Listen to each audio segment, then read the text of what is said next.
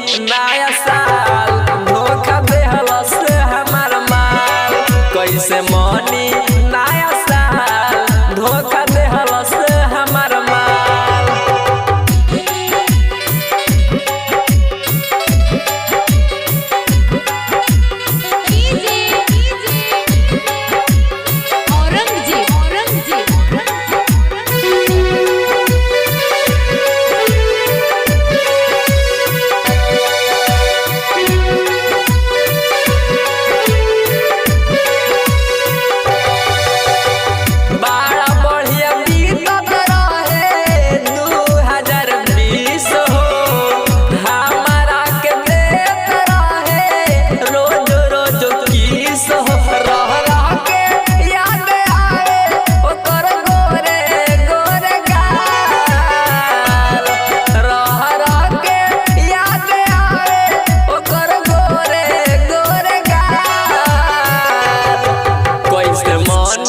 नया साल धोखा देहलस हमार माल।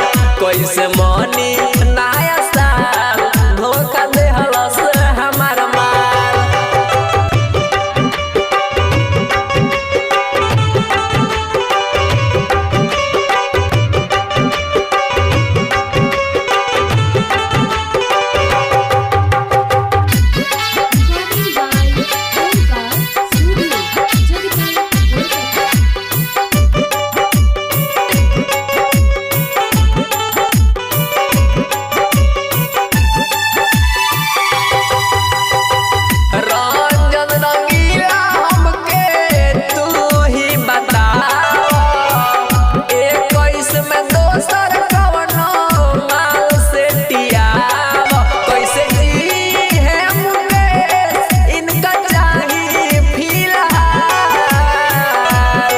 कैसे जी है मुकेश इनका चाहिए फिलहाल।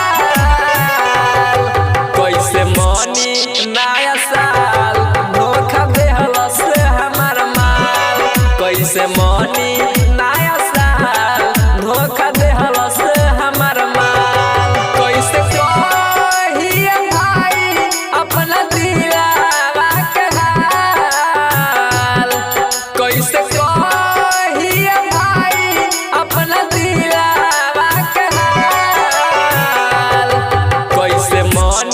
नया साल धोखा देहलस हमार माल। कैसे